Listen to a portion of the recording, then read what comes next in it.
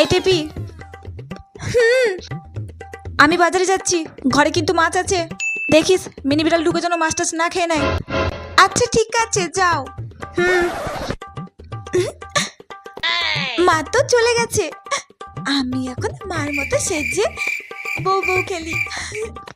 এই তো শাড়িটা পরে নিয়েছি, এবার মায়ের গয়নাগুলো পরে নি।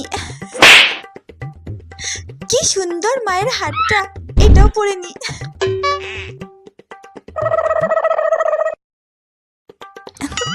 এই তো এবার পুরো আমাকে মায়ের মধ্যে লাগছে।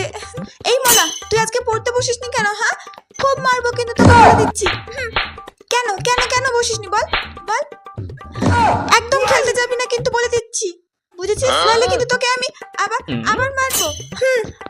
চুপচাপ পড়তে বসবি। মানু, কি করছিস ঘরে তুই? মা।